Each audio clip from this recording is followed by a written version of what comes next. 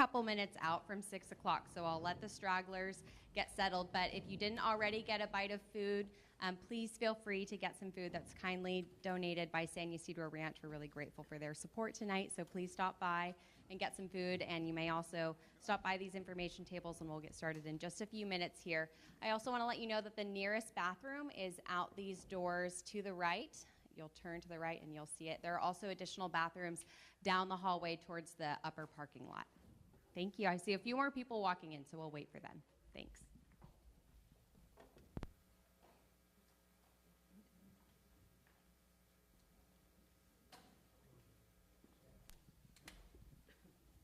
This might also be a good time if you would like to ask a question tonight. We have comment cards over at the Montecito Fire table.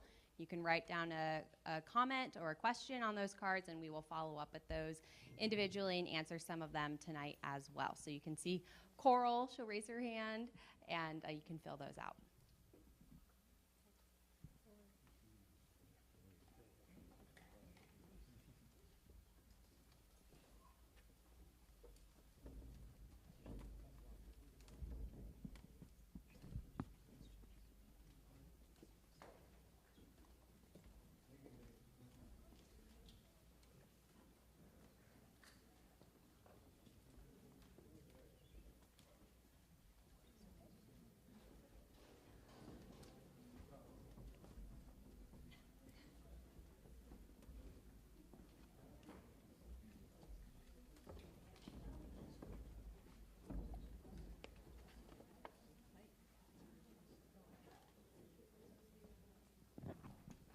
All right, welcome back. Good evening and welcome to Montecito's Wildfire Preparedness Community Meeting.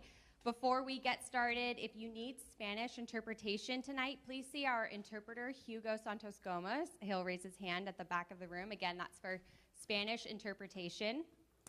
We are live streaming tonight's meeting on Montecito Fire's Facebook page, so please let your friends and neighbors know who couldn't make it tonight that they can watch live right now. A recording of tonight's meeting will also be posted to montecitofire.com in English and in Spanish.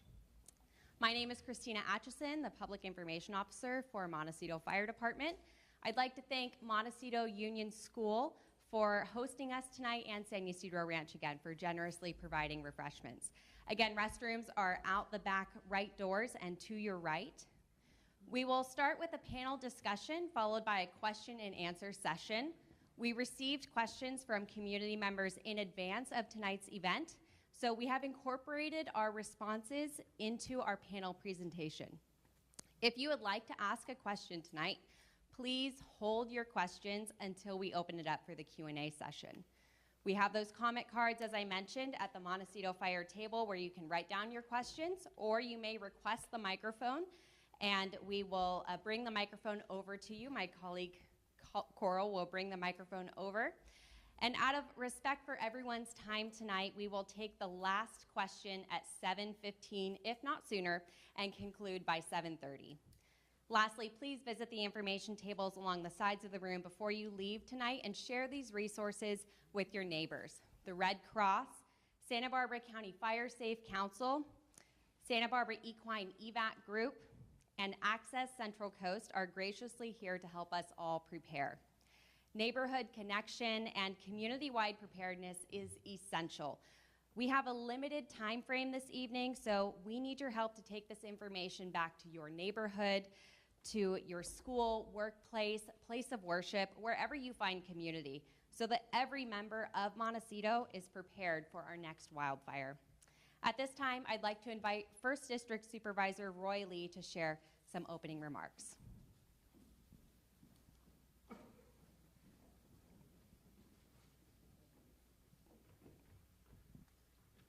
Thank you. Thank you for having me here today. I'm honored. First, I want to thank the Montecito Fire and all the partners for being here today. We're really fortunate to have best of the best in our community. We have incredible people representing that cares, that will protect us from harm. So with that, I want to say that the county, especially my district, we take fire safety as our top priority. And we made progress here in Montecito, working with Montecito Fire community groups and you, the residents, to make it safer. We improve trail safety, introduce stronger parking enforcement measures. Our goal is clear, is to protect our neighborhoods, to protect you, to ensure rapid emergency response and keep our families safe. We have a lot to go tonight, so I'll keep it short, but I'll say thank you to everybody for being here today. Thanks. Thank you, Supervisor Lee. Please allow me to introduce our panelists, Montecito Fire Department's Wildland Fire Specialists Nick Elmquist and Maeve Juarez, Montecito Fire Department's Division Chief of Operations Anthony Hudley, Montecito Water District General Manager Nick Turner, Santa Barbara County Sheriff's Lieutenant Rich Brittingham, Santa Barbara County Office of Emergency Management Director Kelly Hubbard, and Montecito Fire Chief David Niels. To start us off, Montecito Fire Wildland Specialist. Yes, thank you for our panel. Our Wildland Specialist, Nick Elmquist, will give us an update on the fire danger outlook from his perspective as a fire behavior analyst. Okay. All right, good evening, everyone. Like Christina said, my name's Nick Elmquist. Let me see here. There we go. All right, I'm one of the Wildland Fire Specialists. I'm going to set it off with just talking briefly about fire behavior, the factors that influence fire behavior, and why we see some of the most complex, challenging wildfires really in the world here in the front country of Santa Barbara. All right, so on the left you'll see what we call the fire behavior triangle, and it's the three factors that comprise the components that cause fires to burn and burn at high intensities. The first is the topography, the second is the weather, and the third is the fuels. And they're all interrelated. The fuels can affect, or the weather can affect the fuels. The topography affects both. As you go uphill, it gets cooler, for instance. North aspects has different fuels than south aspects. But we'll talk about each of those kind of individually and how they drive fire behavior. On the right-hand side is a picture of the Thomas Fire from the East Camino Cielo in Montecito Peak. That's the latest of one of the most challenging fires we had locally, but there's been history here in Montecito and Santa Barbara front country of fires, all the way back to 1955, the Refugio Fire up in Gaviota that burned both sides of the San Ynez Range, all the way from Gaviota to more or less the 154. And then the 1990 Painted Cave Fire, which was very destructive in the San Marcos Pass. The people that have lived here since then could probably remember that quite clearly. And then locally, the T Fire in 2008, and the Jesucita Fire in 2009, and then obviously the Thomas Fire in 2017. That was followed by the catastrophic debris flow. So we have some of the most steepest country around.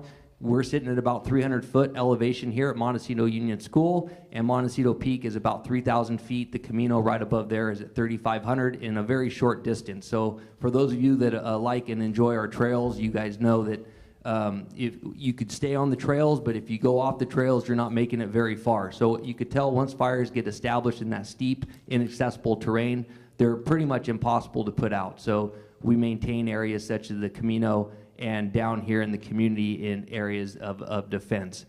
Next slide.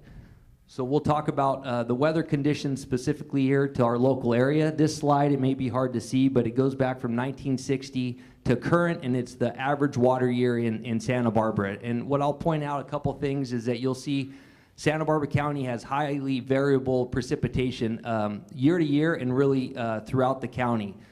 Overall, the average precipitation amount in Santa Barbara County is 16 inches, but it varies from Cuyama Valley, which is about 8 inches, up to San Marcos Pass, which gets the most rain at 36 inches. Here locally in Montecito, we get about 16 inches more or less on average. And you'll see from year to year, there's many areas that we had well above that average rainfall, and then many years that we get below it. So it's highly variable in year to year. We had a couple of really good rain years locally and throughout the state. And this year, not so much, especially in Southern California. The Sierras got more or less 100% of average snowfall, but the southern portion of the state is about 50% of normal, and that's what you'll see on this graph. That's what we got here in Santa Barbara locally. And so that affects the fuels, which is what we're going to talk about next. So wildland fuels, you could break up into two categories, the dead fuels and then the live fuels. We're just talking about the fuels that you'll find that are available to burn out in the wildland environment. So the left just shows you the different types of dead fuels that we talk about. We usually base it on 4 different categories based on size. 1 hour fuels are really the light, flashy fuels, we call them. Those are the twigs and the grasses. Then it goes up to 100 or 10, 100, and 1,000 hours, which are the very big, large logs. And the important component to remember about this, most people started a campfire or started a fire in their fireplace. You're not going to put a 10-hour or 100-hour log into your fireplace and try to start it with the Bic. What you're going to need is those grasses, those needles, those newspaper to start that fire, and then that gets established. You get enough heat generated, and then you can put on larger fuels. So when you're thinking about how to mitigate the impacts to your property, and Maeve's going to go more into that, what you want to remove is those kindlings, and that's most important from the areas around your house. So we can monitor the dryness of the dead fuels, and that kind of gives us an indicator of where we are in the fire season. And then we could also take fuel samples on the live fuel. So on the right is a chamise brush, which if you've hiked up the trails, you know a lot of the plants up there we collectively call chaparral, and chamise is one of those plants that is up there that we cut and dry, and then we're able to tell how much moisture is in that plant and how likely it is to burn. Next slide. So this is just a graph that Santa Barbara County Fire, they take 2 samples a year. The Los Padres also does it. There's areas throughout the county. There's one, I think the closest one to us is Cachuma. And what you'll see is it's really independent of when we, how much moisture we get. The fuels suck up the moisture, the live moistures, and it peaks around March or April. That's where you see that high peak. And then we see a very steep drop-off as the fuels start to dry out. And that's because in our Mediterranean climate, we see the focus of our precipitation really from December to March. About 90% of our rain is typically from December to March. And so our plants have evolved to suck in that moisture when it's raining. And then as it starts to dry out, all that moisture leaves the plant itself and goes down into the root ball. And that makes that live fuel moisture lower and more available to burn. So regardless of how much rain we get, when we get into our fall months, both our live and our dead fuels are going to be the driest and the most available to burn, and that's when our fire danger is the highest. Next slide. Sorry, I know it's hard to see these graphs when you guys are back there and it's fairly small, but this is one of the indices that we monitor in terms of fire danger, and it's called the energy release component. Essentially, it's just saying how much energy is available for a fire if it were to start at the head of the fire, at the front of it, at its peak intensity. The blue line is our current values, and what you'll see is that more or less we get into what we consider peak fire season. We're entering it right now. The gray is what is on average. I don't know if you can see the gray from where your location, but you'll see the peak fire season starting around August, and it persists to more or less November, because then we start to typically see a rain event. Next slide. Ooh, no. Yeah. Is there one?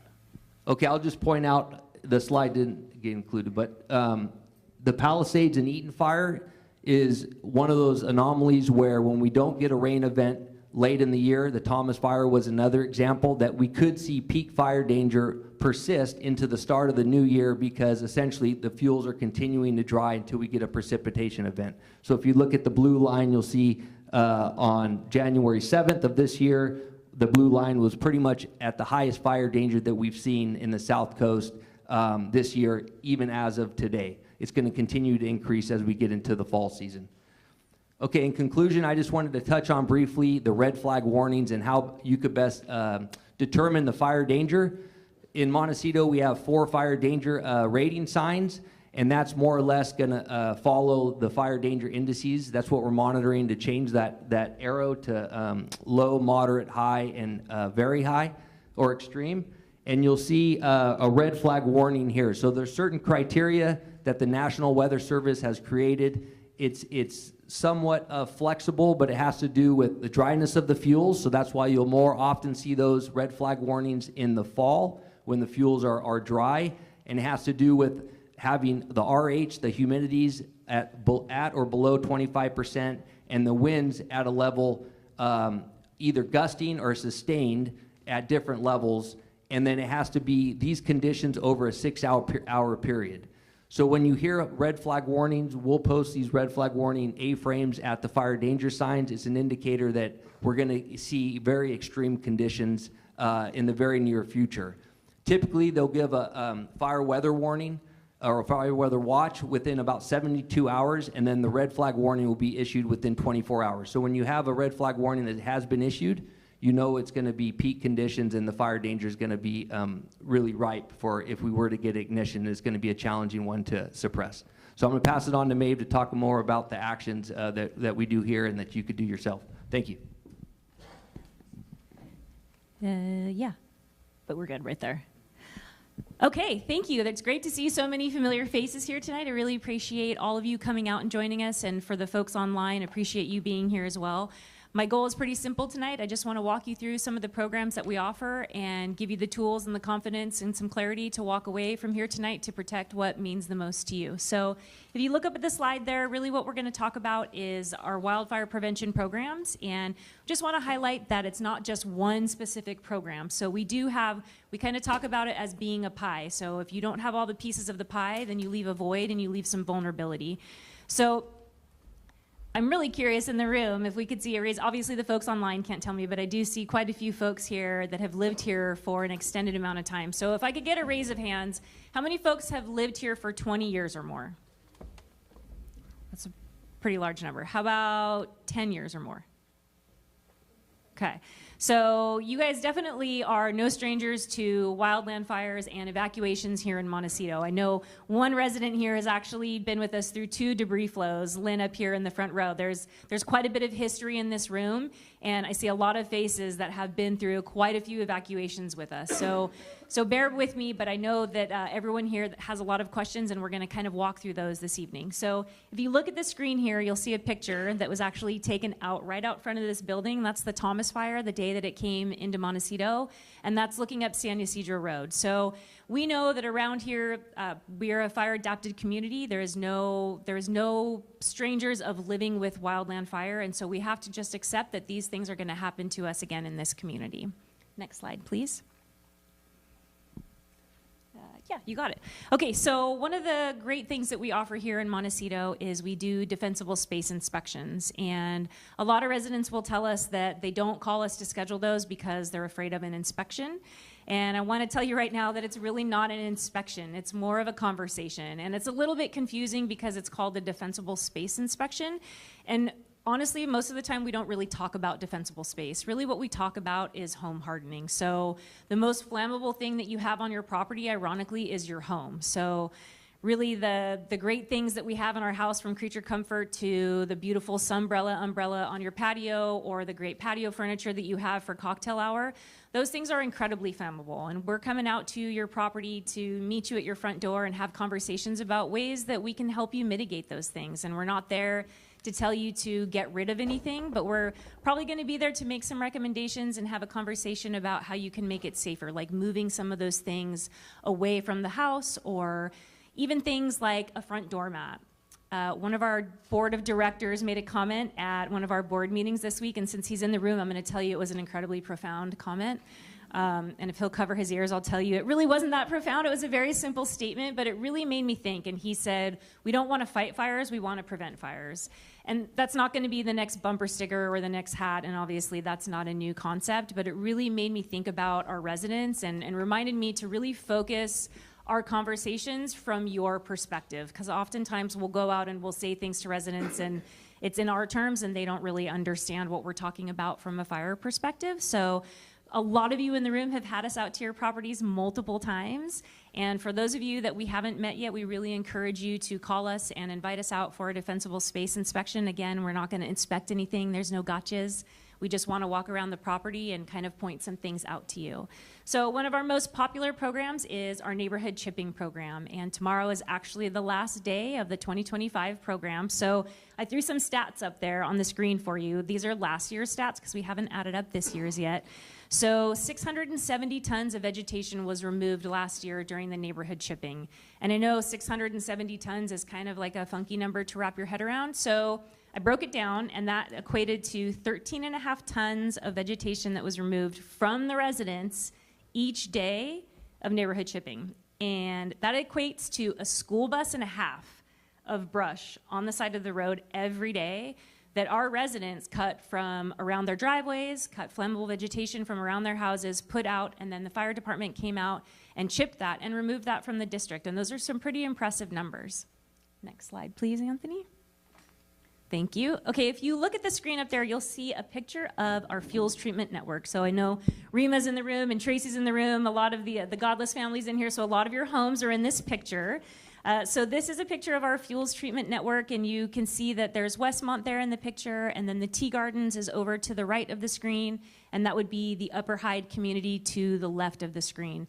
And really what the fuels treatment network is all of the great work that all of our residents do within their defensible space out to 100 feet. Everyone does their weed whipping, they remove the flammable vegetation, but then a lot of these properties are so large that there's some open space in between, and that's still private property. However, it's kind of no man's land to folks, and so these are the areas where the fire department can come in and we can kind of connect the dots. So you'll see, we oftentimes will refer to it as a necklace of Montecito.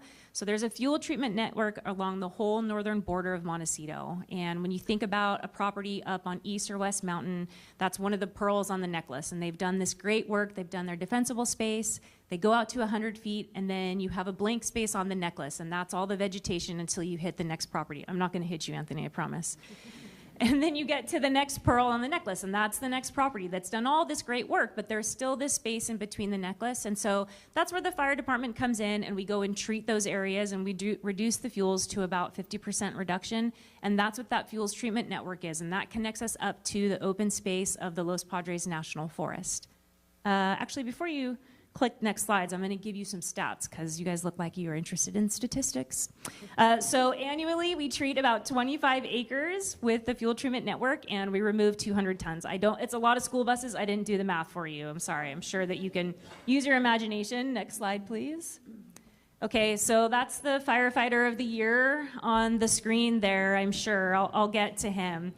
But really, you know, the thing that matters most to everyone is getting out safely. And if you guys can't get out, we can't get in. So if you have social media or if you've seen the news, there's tons of images on the news about evacuation routes, whether it's the Camp Fire or the Palisades Fire, of residents just getting stuck on roads. And so that's a big piece of our prevention, a piece of the pie. So we prioritize visibility and access on all of our evacuation routes. So annually, we treat about 26 miles of weed whipping. So from Gibraltar all the way to Ladera, we weed whip all of the roads probably about 3 times a year. And as we're doing those, we hit all of the trailheads, all of the turnouts, all of the roads that we can, obviously going around any sort of landscaping that was intentionally planted there. And and as we do those, we try to hit the main thoroughfares. So go down Hot Springs, go down Picacho, any of those areas that are evacuation routes. Part of that is also our tag and trim program. So we usually treat about 10 miles each year through the tag and trim program. So you get a postcard each year that talks about road access. So we have the fire engine drive down the streets. If there's a limb that's under 13.5 feet and the engine can't get through, then we'll come in and treat those. And then going back to our firefighter of the year there, that is everyone's famous firefighter here in Montecito, is our grazing program, which is obviously very popular. So we treat annually about 70 acres here in Montecito with our firefighting crew, the fuzzy fellas there, the sheep. Next slide, please. Thanks, Anthony. Hopefully you guys can see this map. So this map is our project prioritization map. It might be kind of difficult for you guys to see in the audience, but basically this map just shows you how we prioritize all of our programs, our treatment areas, and our initiatives. So we don't do anything by random. Everything that we do is backed by research and science and experience and fire behavior models. So if you look at the map on the screen right there, the polygon to the very left is going to be the T Fire of 2008 fire scar. So that's priority area number 1. Over to the right-hand side of the screen, which would be to the east in Montecito, is going to be priority area number 2, and that's the Thomas Fire scar of 2017. So we recognize that Chaparral has a fire return interval of 20 to 30 years, and so that's why we really prioritize those older fuel beds for all of our vegetation treatments and all of our initiatives, because we recognize that by reducing ember cast in those areas in the northern reaches of Montecito, we're really protecting all of the residences downstream. So I think everyone saw the effects of the Palisades and the Eaton Fire and how it was structure to structure. Anyone that lives in the Oak Creek Canyon area that was here during the Thomas Fire knows there was a significant firefight in Oak Creek Canyon during the Thomas Fire. We saved a lot of homes in Oak Creek Canyon, and because of that, we kept embers from going down to Ashley Road, Picacho Road, Hot Springs, Riven Rock, and that really is what saved all of those houses downstream, was because we were able to limit that ember exposure. Next slide. I promise this is the last one for you guys. Okay, we talked about at the very beginning about building a fire adaptive community, and so part of that is really leaning in on the home hardening. We have a cost share program here in Montecito. Currently, we have retrofit 19 homes in the district through that program. However, there are tons more residents who have done these upgrades on their own. That's one of the great things about getting a defensible space inspection, is we can point out your vents or windows or things that need to be fixed. Several other fire departments in California are also following suit. And the last thing I do want to point out is, because of all of the great work that you residents are doing, between all the school buses you're filling up with vegetation and the weed whipping and the grazing, the Montecito Fire Department, in conjunction and collaboration with the Fire Safe Council, applied for the FireWise accreditation, and we're happy to say that all of Montecito has been approved and is now a FireWise community. So keep up the good work.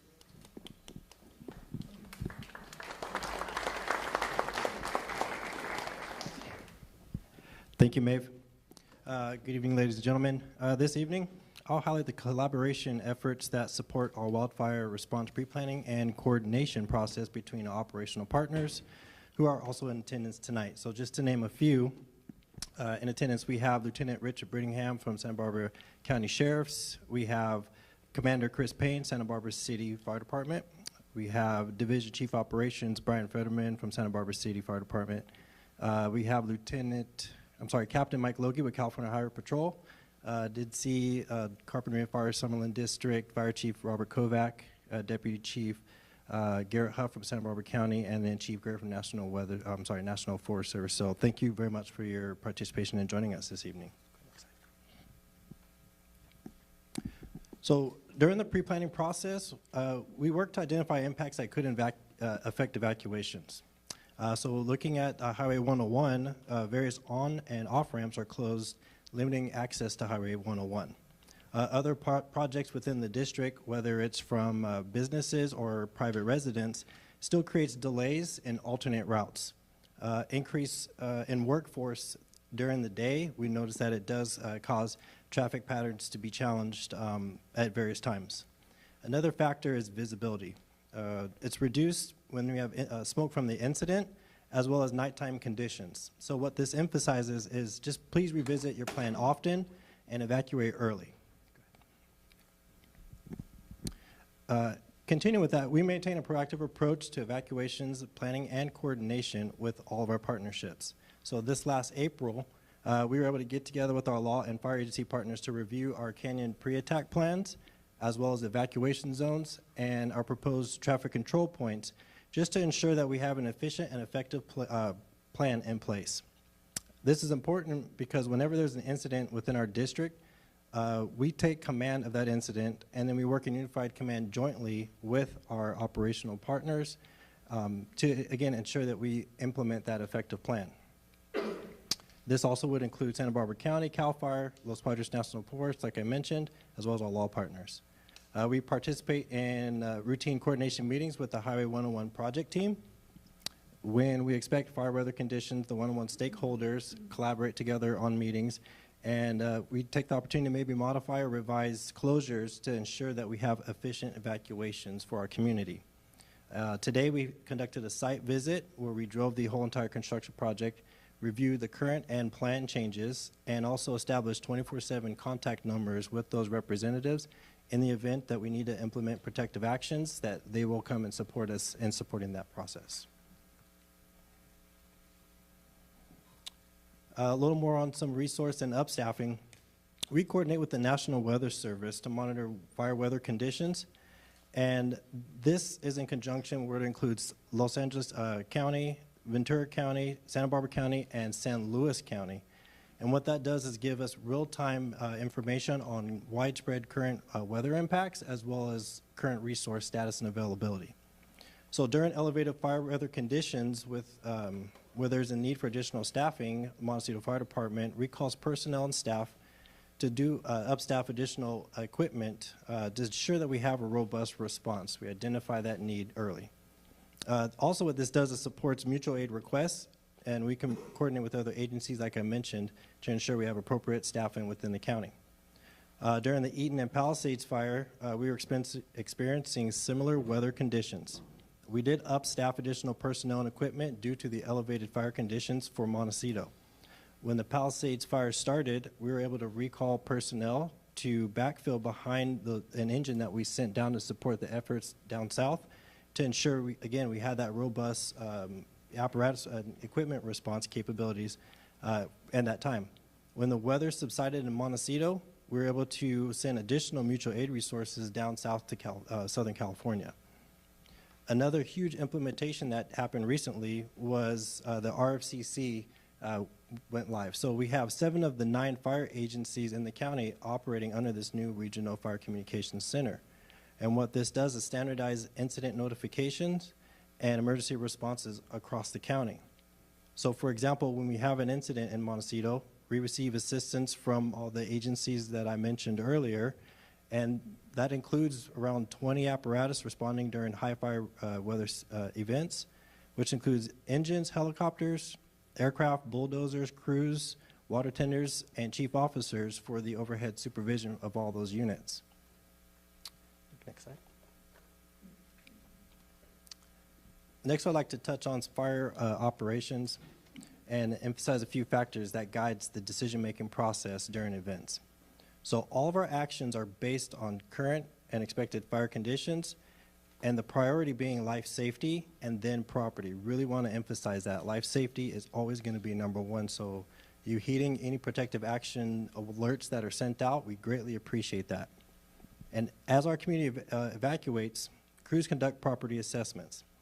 Access to properties with gates that have Knox locks, that helps us gain access directly. So we thank you for those who do have those implemented. If you do not, please see Chief Briner and the prevention staff, and they'll be happy to discuss that program with you so we can get that implemented, because it's an important requirement in our district.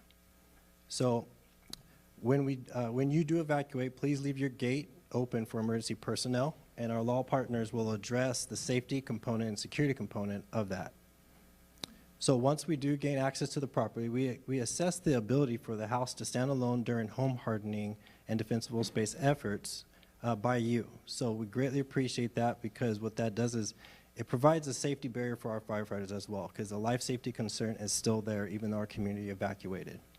So with great defensible space and home hardening efforts, it supports the firefighters to remain engaged as the fire approaches and start firefighting tactics. As for water resources, our crews utilize fire hydrants to fill engines, and then there's water tenders that respond to our district, and they can fill our engines at remote locations. If our crews are surveying homes and they do see a swimming pool, they mark it on a map, and we also utilize technology, so like you have on your phone, the satellite images, and we note those as well. If personnel identify swimming pools on properties, on the maps, we make sure we share that, but we carry our own portable pumps on all the engines. And the portable pumps on the engines, they have the appropriate connections to all of our fire hose that we want to be able to use to engage in firefighting tactics. And once we're at a point where that fire threat is mitigated, we can remove those pumps and go to the next property and engage in the same firefighting tactics as well. So we are currently purchasing new portable pumps for all of our engines, which is great. It's going to allow them to be more efficient when we implement them. And with that, our next presenter will address more on the robust water systems within our district. Thank you. All right. Good evening, everyone, and thank you for being here tonight. I'm Nick Turner, the General Manager for the Montecito Water District. I'm here tonight to provide an update on our water supply, as well as our system readiness to respond in a fire incident. Next slide. To begin with, our water supply. So our water supply is currently secure. Our latest short, so 3-year, and our long-term 20-year water supply outlooks are quite favorable. This is in part due to the last several consecutive wet winters that we experienced. It's also, though, attributable to the district's long-term planning, which helps to keep that outlook quite favorable. And that actually applies in years in which are dry, right? Like the winter we just experienced. Recent important district initiatives have helped to bolster our supply, improve its reliability, and keep our supply resilient. An example of this is our 50-year water supply agreement that we finalized with the City of Santa Barbara, which ensures that desalination will remain a base supply of ours into the future. Desal water is delivered, rain or shine. It reduces our dependence on other more uncertain supplies like the State Water Project. Currently, our supplies that we are utilizing include desalination from the City of Santa Barbara, the district's own Jameson Lake, as well as the Kachuma Project, which is another regional partnership. Additionally, the state water supplies, when they're available, are placed in storage in a regional groundwater basin and are available for our future use. And this really helps to bolster the district's response to drought. So as you can see, the water supply is reassuring. Next slide. Now let's take a look at our local capacity, as well as the delivery system, which I hope you see is also quite reassuring. The district has numerous reservoirs, large reservoirs, that are maintained at the ready. We use these reservoirs to fulfill the district's daily water needs. They hold approximately 10 million gallons of water and are available to distribute at any time. During rainy conditions, though, when irrigation needs drop or less, the reservoir levels may decrease. But when weather conditions include fire risk, these reservoir capacities are maximized. In addition to this 10 million gallons of storage that we have here locally, located within the district is also a regional reservoir and pipeline, both of which the district has connections to. This means that not only do we have our local water stored at the top of our district, but we also have this additional supply if needed, and it adds significant volume to the water that we have available. These facilities essentially double our potential capacity. As also I'm sure you know, your water stays on when the power goes out. All of the district's critical infrastructure, this includes treatment facilities, pump stations, administration, shop type facilities, they are all served by backup generators to support service without interruptions. However, if you and your home relies on specialty equipment, and I know many of you probably do, you may want to make personal plans to address your specific property needs. All of this water is available to deliver to your homes, to your properties, but it's also available at a nearly 950 fire hydrants that are located throughout the district, which are all in service, they're all operational, and they're all maintained. Before you go to the next slide, I wanted to address a question that came up. A question was asked as to what a homeowner might expect to happen with water and pressure, and how long would it last during a fire event. And it's a great question. Customers can be assured that water and pressure will be available to support firefighting what I'm terming as a limited scale, so a structural fire. We have, as I just described, significant volumes of water in storage. When you combine that with real-time water capacity, water production capacity that we have access to, these collectively will sustain pressure and water under those conditions. However, under certain conditions, such as a large-scale, fast-moving wildfire, demand, right, the need for supply, can become overwhelmed. And that can result in reduced pressure.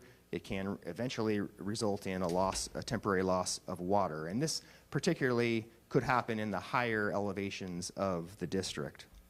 Some causes for the reduction in pressure, also potential loss of water. There is, during a fire, there could be significant and simultaneous draw through fire hydrants for the firefighting activities.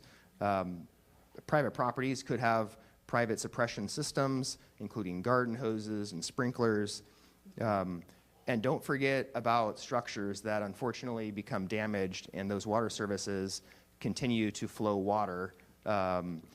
All of that collectively adds significant demand to the system. We actually saw this in 2008 in the Thomas Fire when structures burned, and the communication between Montecito Water and Fire was that the fire district wasn't using much water, but our storage levels were dropping. The fire district escorted the water district up into the fire region and found that the structures that had burned were essentially open taps just running onto the street. And when you have large size services, that is significant demand on the system. So in that particular case, the district was successful at shutting those services down during the fire and ultimately retaining water in the system throughout that event. But each fire, as you can imagine, has very unique circumstances. They are all very, very different. And because of this, the water system is going to respond differently. And that's why the planning that we do, the modeling that we do is also important. Next slide. All right, there's also a lot of technical details that go into water systems and also their management. The water district is quite proactive in identifying and addressing improvements to enhance resiliency, but all that requires comprehensive planning. Recently, we have completed a number of planning efforts. We've developed a 5-year strategic plan, which some of the stuff I've talked about already, it supports the long-term strategies in order to keep water supplies favorable. More recently, in 2024, we completed an asset management plan. Essentially, this categorizes all the district's infrastructure, so all the fire hydrants, the tanks, the pumps, the pipelines, and it prioritizes maintenance and replacement of that infrastructure based on a risk analysis. Additionally, we completed a climate action and adaptation plan, which focuses specifically on climate hazards, including wildfire, and recommends actions to harden our infrastructure. And so these plans together have helped us focus our limited resources and ultimately result in a more resilient water system. Next slide. Skip one. Go back one more slide. There you go.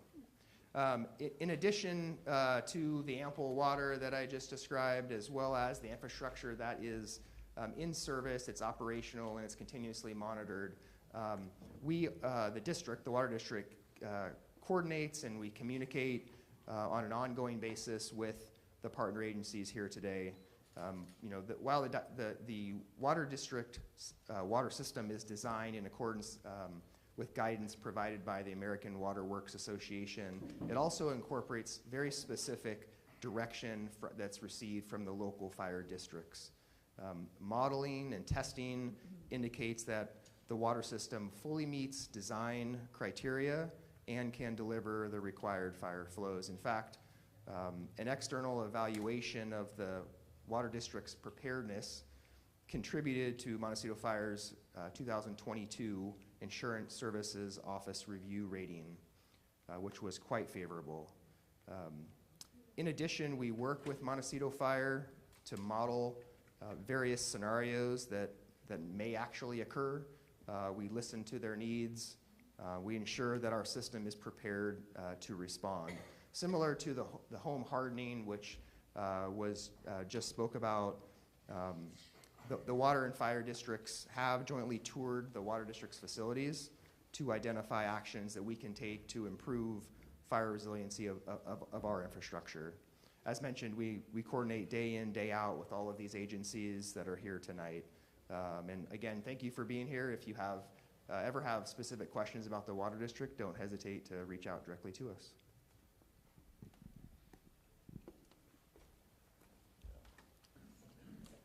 Good evening. Thank you, everybody, for being in attendance, whether it's in person or on Zoom, for this very important discussion. So for the Sheriff's Office, one of our main responsibilities is to deal with evacuations. First, prior to me getting to that, though, I want to remember for everybody to sign up for readysbc.org. I'm sure you guys have heard about this a lot, but being signed up for this is going to help you stay informed, help you monitor alerts, get real-time information. So please talk with your family and friends going forward to make sure everybody's signed up for that. The first emergency protective action is shelter in place. When there's a hazard that poses a potential threat to life or property, you may get a shelter in place. Here we would like for you to go indoors. Well, indoors, move to the most inner rooms as possible or to the highest floor of the building. And if you're outside, seek shelter and maybe anticipate you may be in this shelter in place for a little while, so anticipate that until further notice. So be prepared in case you're stuck there for a little bit with food, water, any medications you may need. The second evacuation warning, thank you, is the second protective action is an evacuation warning. So here what we're asking is for you to get prepared to leave. And actions that should be taken, first, people with any disabilities or special needs or circumstances, maybe senior citizens, anybody that it may take you longer than usual to leave the premises. This is a good time to leave when we give for the evacuation warning. So don't wait for the evacuation order. This would be a good time if you have those needs. Maybe people with large animals should also leave during this evacuation warning period.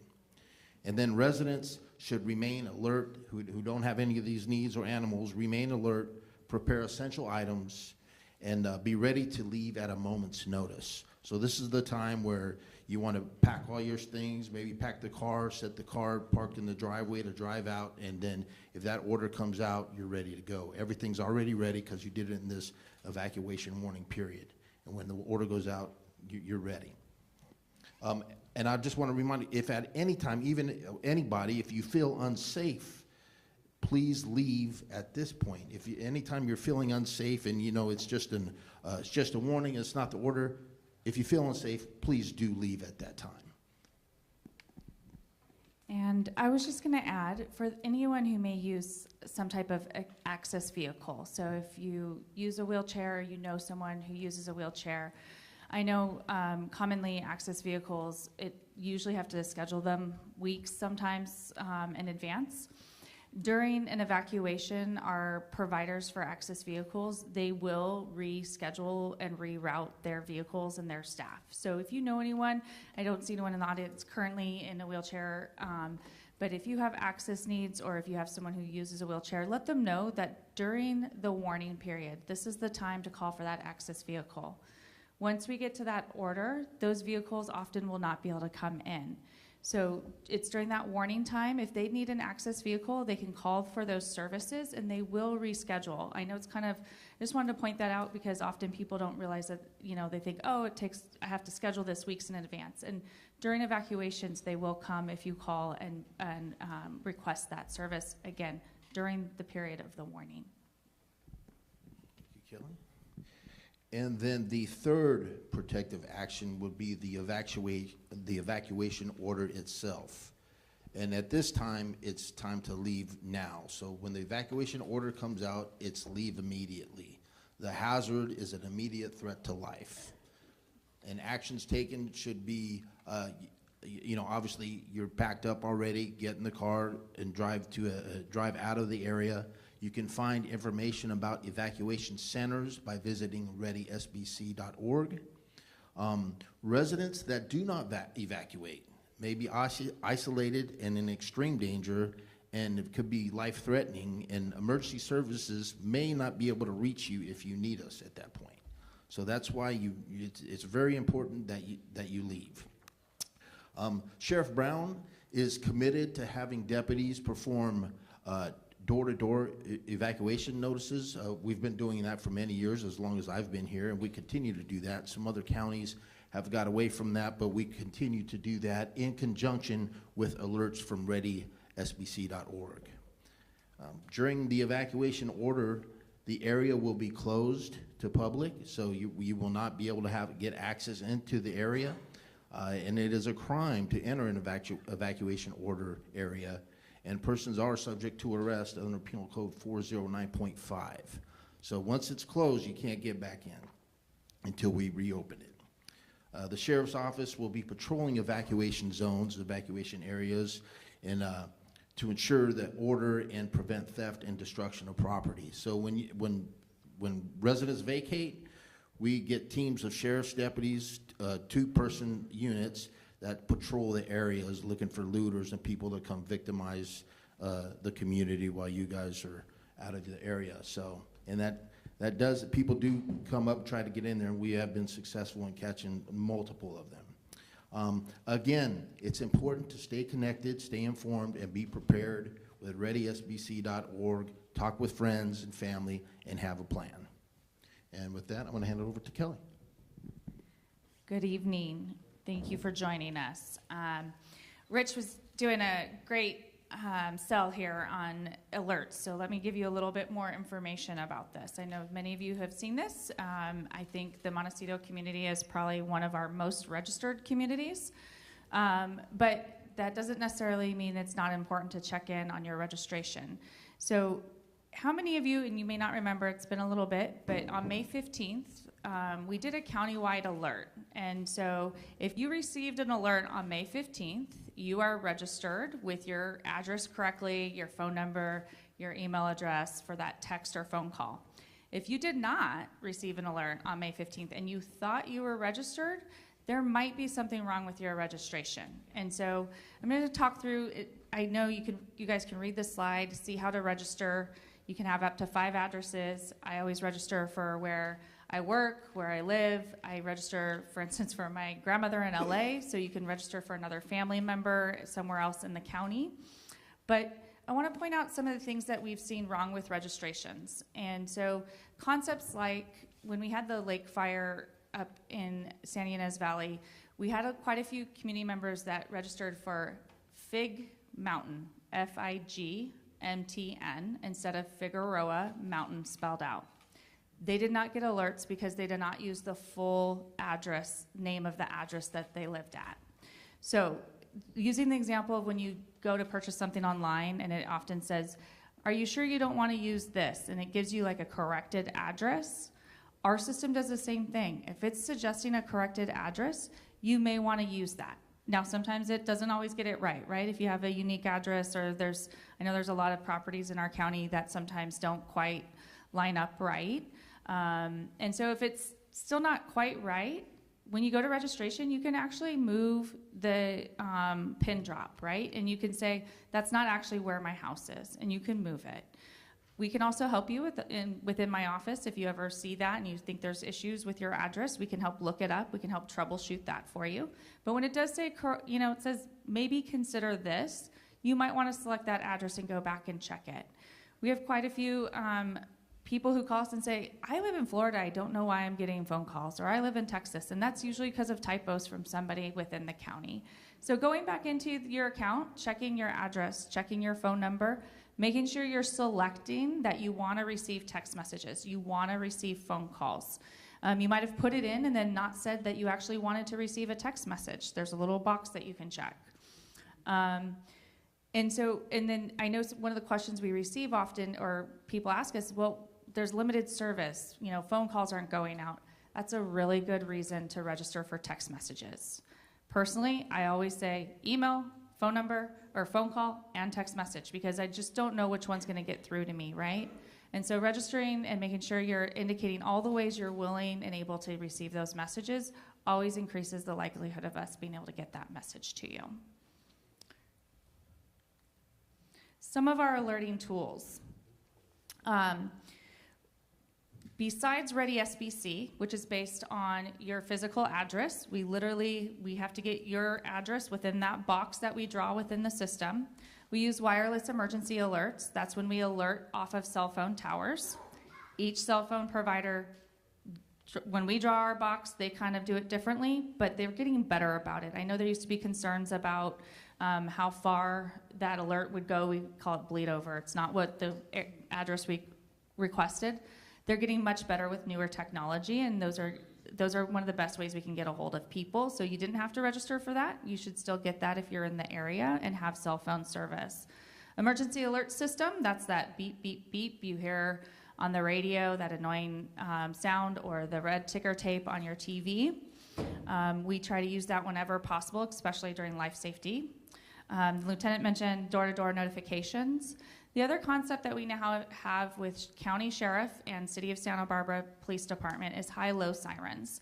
Those might be what you sometimes hear referred to as European siren. It has a different sound or tone to it, and that's essentially to get your attention. Because I don't know about you, but when I hear a different siren, I'm like, wait, that's not the usual.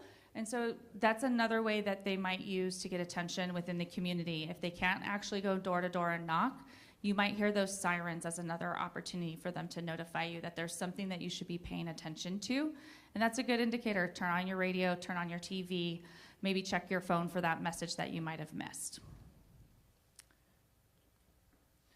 Another new opportunity that the county, in partnership with all of the fire and law agencies that we're launching soon, is new emergency zones. As agencies, over 28 agencies, work together to create new emergency evacuation zones, really trying to refine how we look at how we evacuate our community, and making sure we're picking boxes that will allow us, not too big, not too small, and allow us to really refine who needs to evacuate when.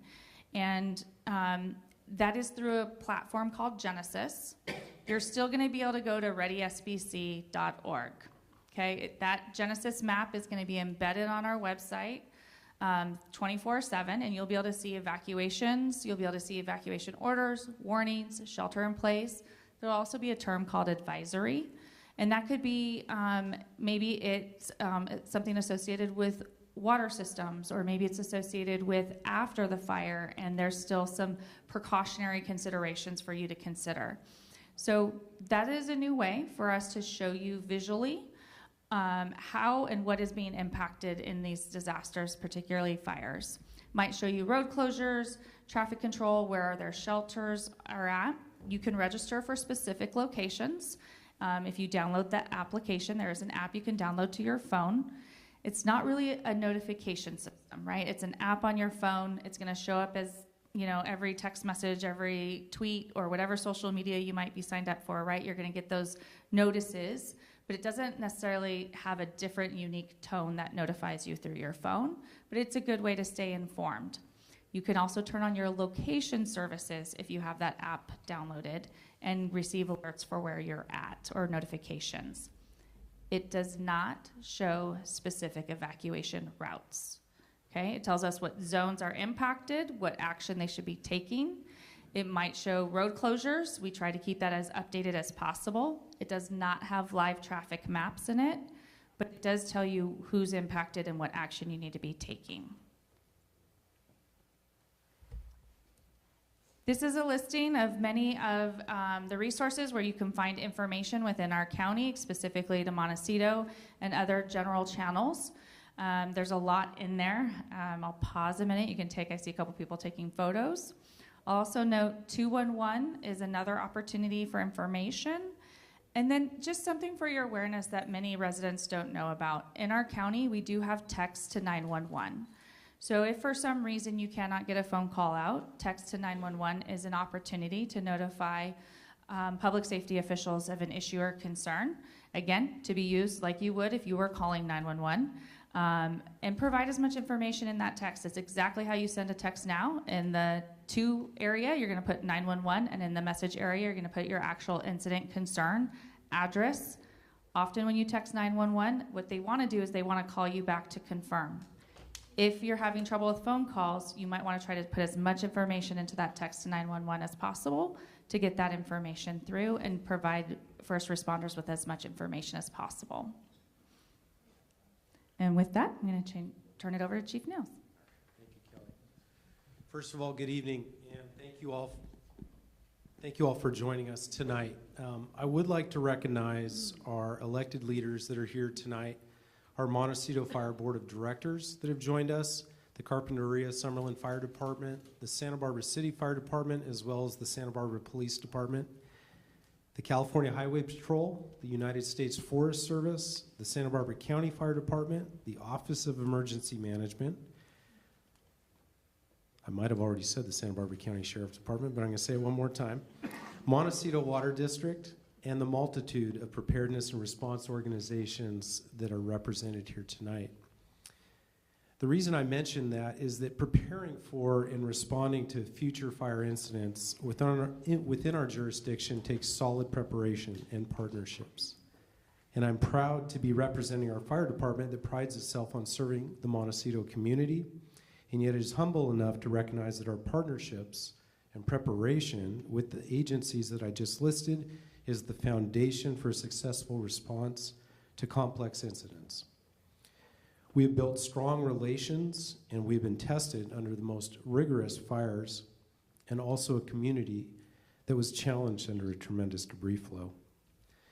The 2017 Thomas Fire burned over 281,000 acres, and it became the state's largest fire on record before being halted in Montecito in the eastern edge of Santa Barbara City.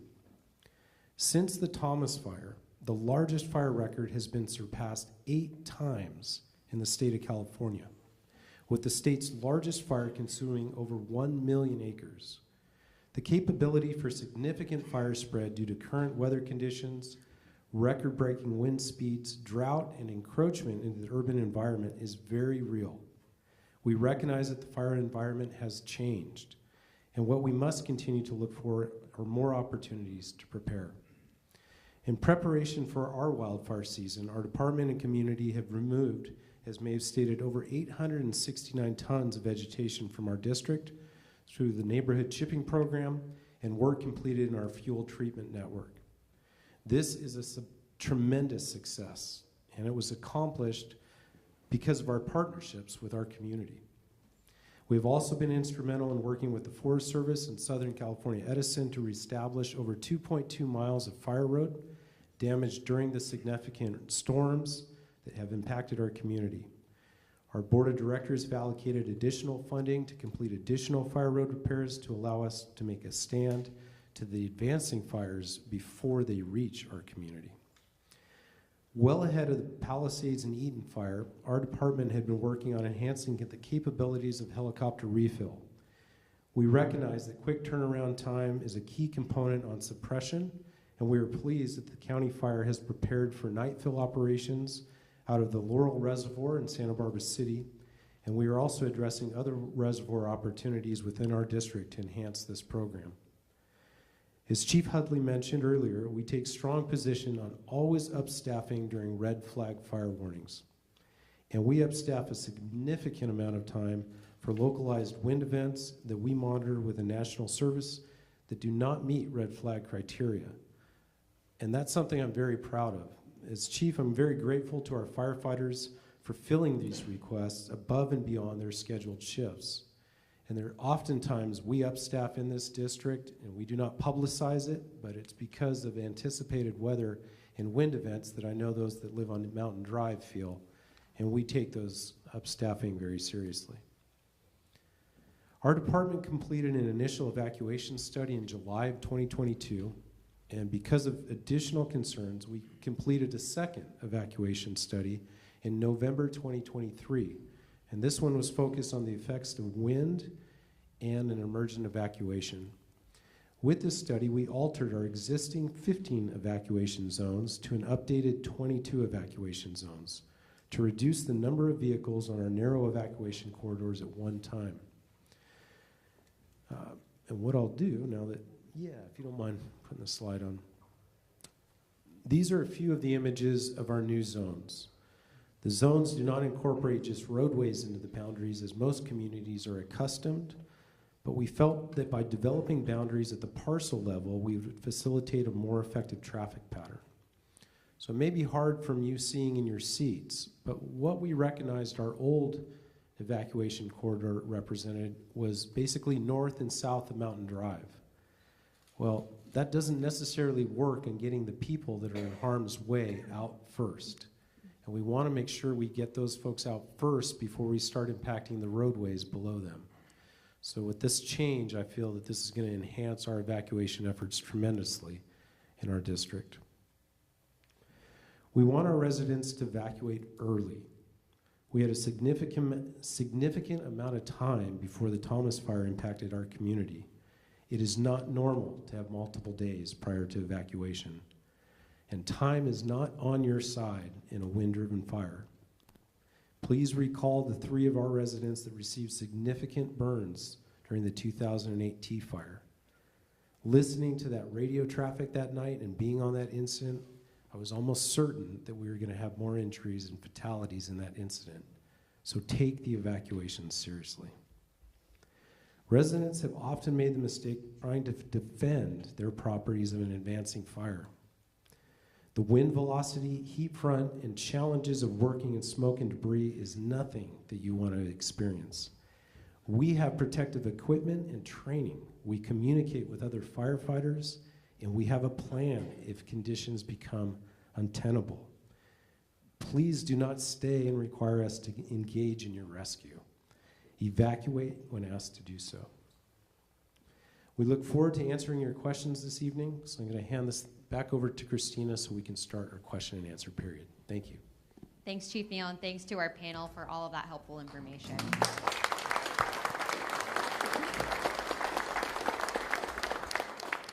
Okay, so now we'll move to the question and answer portion of the evening. My colleague Coral standing by with a microphone for any audience members who would like to ask a question. Just please raise your hand and she will come over to you with the microphone. We will answer what we can tonight and follow up individually on all of our submissions. Please keep in mind that we will take that last question at 7:15 so we can get you home. Okay, our first question, we'll start our conversation with some of the questions that were submitted to us ahead of time. The first one we'll start with is for Kelly Hubbard with the Office of Emergency Management. Kelly, what impacts to cell service or electrical service should we prepare for during a wildfire? This is multi-part, Kelly.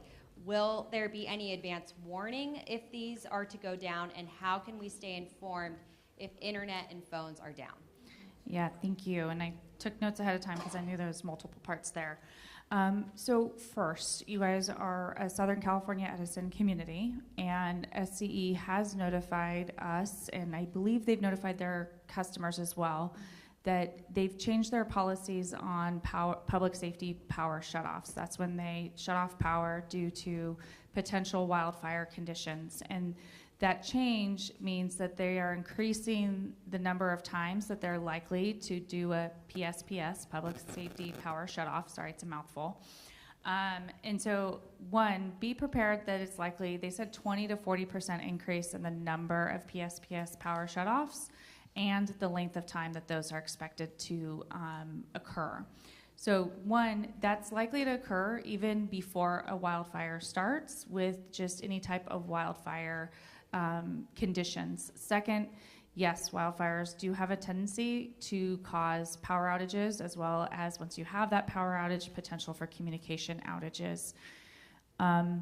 When we have the PSPSs as well, that can cause our communications towers to also lose power.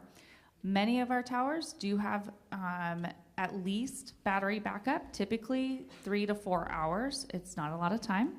So that is the time where you want to make sure you're understanding what's occurring ahead and in advance.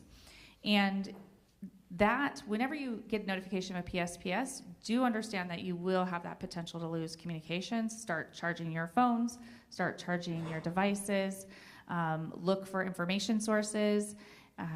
Remember, in the car is your other option to listen, turn on the radio is another opportunity, and try to get as much information as possible. That's another reason for when we start those evacuation warnings to leave the community. If you have that power outage, if you have that communication outage, it is going to be difficult for us to tell you when we move from that warning to an order if you have had a power outage for a period of time or loss of communications. So again, turning back to that radio, if you have a NOAA radio or a National Weather Service radio, those are often, they can be notified and turn on when we send out our notifications. That can trigger those to turn on. And so that is another opportunity to get those notifications even if you don't have power or your standard communications of internet and cell phone. And the last point I'll make is please remember your neighbors. So if you do happen to get that text message or you do happen to get that one piece of information in on your radio, please make sure you're letting your neighbors know and that they are staying informed, because we know that not everyone gets it. Maybe not everyone's registered. Maybe their cell phone died an hour ago and yours is still operating. And so make sure you're checking in with your neighbors and you're letting them know, going over and knocking on their doors when you can.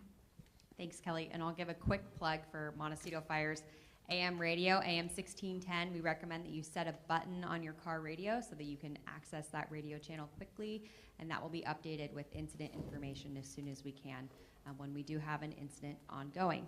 Just want to check in the room. Are there any questions in the room? If so, please raise a hand and we'll bring a microphone. Okay, great. Thank you. So when you leave your home, having lived through a bunch of fires, we need to have a list. You need to give us a list of what do you do? Close a chimney, close a fireplace, make sure this is your job. What do? You leave the lights on, leave the lights off. So.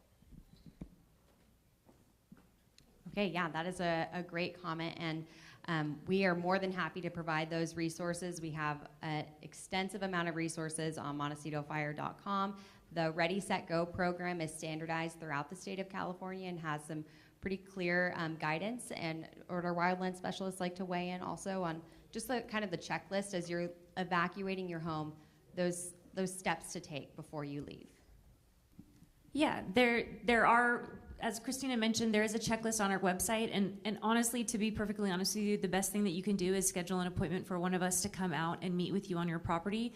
Just because every property is so nuanced and there's going to be different things for different properties, and it's really important for you to spend some time with us to be able to walk your property so that we can tell you, we can look at your fireplace or we can look at your gate or look at your driveway and really kind of help you determine what's going to be the best plan of action for you and kind of talk about your specific needs in terms of what it is that you're going to want to prepare and pack.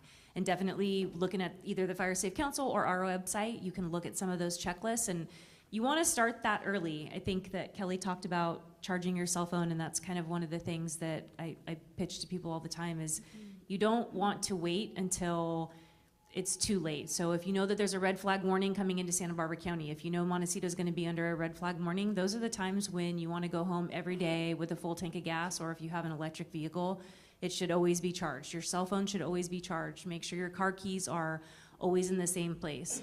Oftentimes, like Kelly mentioned, the power is going to go out. So Chief Niels alluded to the Thomas Fire, and that was definitely an anomaly. And I tell folks all the time that unfortunately the Thomas Fire kind of gave our community some bad habits, because never again are you going to have 10 days to have an evacuation. You're not going to have a U-Haul in your driveway with a caramel macchiato and putting bubble wrap on your valuables and loading them into a U-Haul. You're going to be like Tracy, barely getting into your vehicle with your 3 children with enough time to turn around and see your house burning down and losing everything. And so you really do have to prepare for the worst case scenario. And so going home every night under those circumstances, knowing that there's a red flag warning in Montecito, knowing that probably the winds are going to be blowing tonight. I mean, anyone that lives on West or East Mountain Drive can attest to the winds blow really strong in Montecito. And once we have those sundowner winds, things happen really quickly. And so it's best to schedule an appointment so that we can kind of meet with you individually and really kind of discuss those for you. Thanks, Maeve. Another question in the back of the room.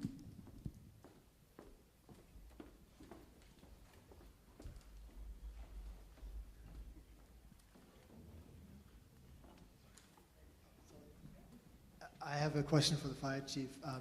Is it helpful to have mobile fire pumps? And if so, is there a way to communicate that to you, that you know where they are and how you can access them? Or is that just a vanity that we shouldn't worry about? Well, if you have the capability of being able to purchase additional pumps for personal protection, that is a good thing. I'm not going to say that that's not a good thing, but one thing we've recognized in the past is the familiarity with a homeowner on how to use them, how to set them up and make sure they're ready for use. And similar to what Maeve was saying about coming out to, visit a property or give ideas or perhaps even give suggestions on how they could be used most effectively, that's something we're interested in doing with our homeowners. There are capabilities in pool pump systems to make use of some of that water out of a pool. We, on our engines have portable pumps that we rely on. Oftentimes our engines can draft water out of water sources, but I'm not aware of very many pools in Montecito that we could drive a fire engine next to. So, we have to be prepared on accessing water however we can. So I would be a proponent for any resident, to have capability, but it has to be planned before the event on how you're going to do. But the very most important piece that I would always attach to that is do not stay and keep your head down trying to fix a pump or thinking you're going to save your property and then be trapped yourself. That is a win that, would never occur. You need to get out, but we'd be happy to talk directly with you if you have further questions. Thank you. Can I just, one follow-up, or rather another question. Do you have any thoughts on exterior fire sprinkler systems? Is that a good thing? Have you seen it, people doing in the community? Or is it, again, one of those things that you get mailers in now and may not be that useful in the end? No, there definitely are systems in our community. There's a lot of private companies offering that sort of protection addition to your homes. The one piece about that is, though, that the water sources have to be sustainable on property. That's a piece that a lot of companies that do that require additional tanks, and oftentimes that water can also be used from a pool source. So there are companies that have seen success with that. There are companies that have invited us out to properties here in Montecito to take a look and see how they're working, and that is an option. It all goes back down, though, and many times about defensible space, and doing everything you can before and keeping the ember ignition reduced rather than having any ignition sources around your residence. Thank you. I understand that it involves multiple jurisdictions, but will the trails be closed during high fire danger?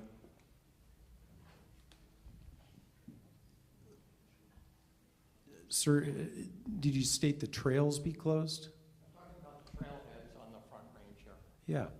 So one of the things we've done in the past, when Montecito goes under a red flag fire warning, we do post those notices on all our trailheads. We're dealing with multiple jurisdictions, and the U.S. Forest Service and federal lands, we do not have the right to close. There are times where under significant and extreme fire conditions or weather conditions, the U.S. Forest Service has closed areas due to those fire concerns, but normally on just a red flag event, the trail systems are not closed. The one change to that, though, is the areas that the county has park jurisdiction over. The Montecito Trailhead is one of those areas that there is a county park before you get to federal land. And Santa Barbara County Park System does have the authority to close that trailhead.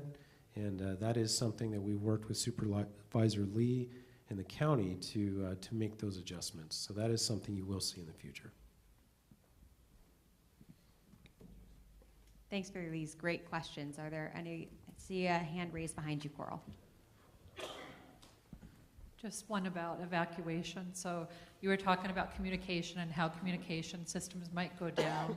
Are you confident in your communication just for evacuation where roads are suddenly closed unexpectedly, that the evacuation team will be able to help people navigate around those unexpected closures, like what we saw happened in Lahaina? So if I can repeat, you're asking if our map specifically will update with that? I just want to make sure I'm clear. No, just the communication team in general. So in Lahaina, there's videos you can see online of people being directed down to Front Street. Sure. So I'll speak to our notifications, and then there's a little bit of a first responder in the field component to that. In terms of the notifications that the Office of Emergency Management puts out, we will, if we have the information from the field about certain road closures or paths, it's not going to be often, but if there is a time where the chief calls me or a lieutenant calls me and says, hey, we really need people to go, or working with CHP, we need people to go this way, we can send out a message with that information. It's not often we have that information ahead of time, especially if it's fast moving. But if that is shared with us, we can share that information via our alert system. And then I don't know if you want to add to in terms of the field coordination on road closures and directions. Yeah, it's a fluid event, right? So we have an incident management team that is overseeing this and relaying information to the EOC and relaying information back to the troops in the field. So there's constant updates. We work with CHP and fire, and we get together and we're getting information, and then we're reorganizing, like rerouting people, or we may send teams out to, whether it has to go to somebody's house and reroute them and assist them. So I hope, does that answer your question? So you have a system for communicating when the cell phones are all out? Yeah. So it goes back to what we mentioned earlier. If the cell phones are out, the high-low sirens, the door knocks, the helicopters coming overhead, harder to hear sometimes that way, but trying to use every possible method that we have. The AM radio station that was mentioned.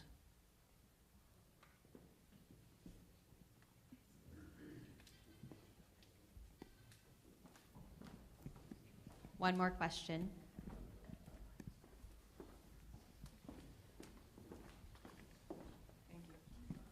Yeah, we did not lose our house in the Palisades fire, but we had been living in the Palisades.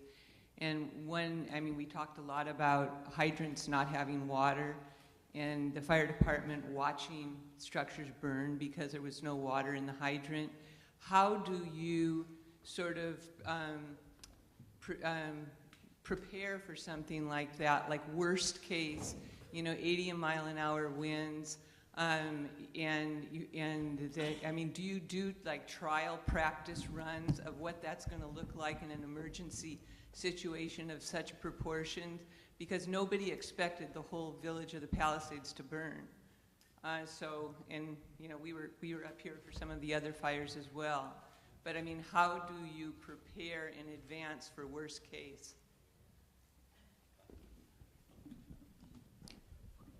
Thank you for that question.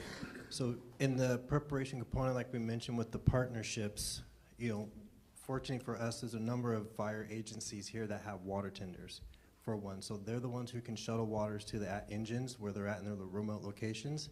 And Montecito, and I'll let Mr. Turner speak to the water systems here in Montecito, but we also have Santa Barbara City next to us and Carpinteria, Summerlin next to us, who have their own independent water systems.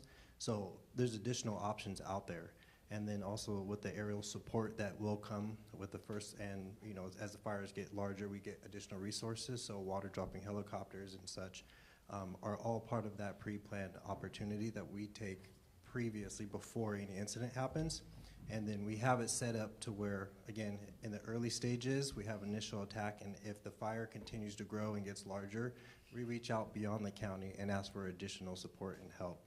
But just to reemphasize, in wind-driven fires, especially what happened in the Altadena area and the Palisades, the evacuations is huge. So please leave, because sometimes some things are unforeseen that can happen, but the coordination effort is there. And again, beyond even the own fire agencies that have water tenders, I do want to say that there are private entities that also have water tenders that we have access to as well.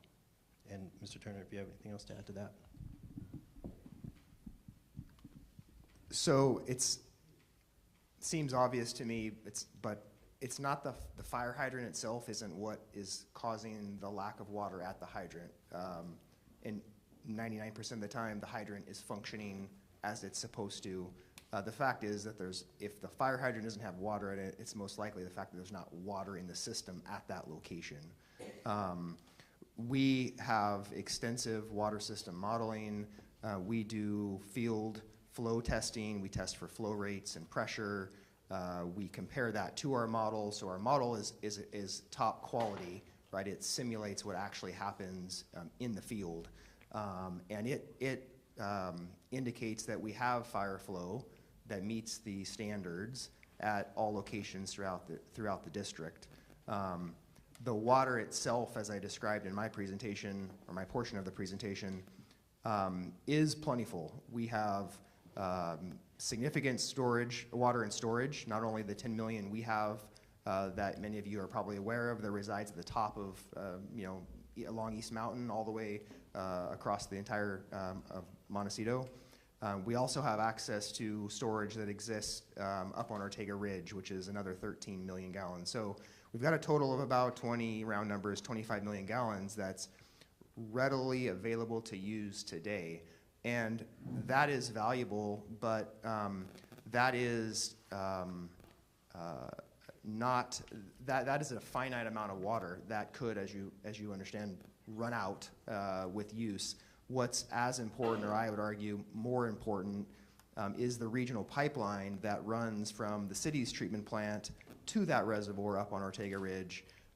Essentially, it's a live pipeline where we have pumps, what we call turnouts off of that pipeline.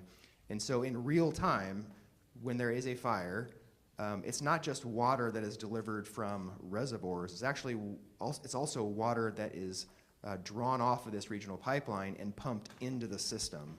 And so the combination of those two sources of supply, it helps bolster the availability of water and its pressure in the system as long as the system can hold. Now, demand can overwhelm the system, and I've touched on that earlier as well.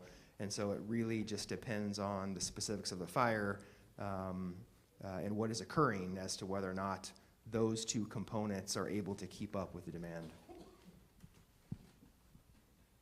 Thanks, Nick and Anthony.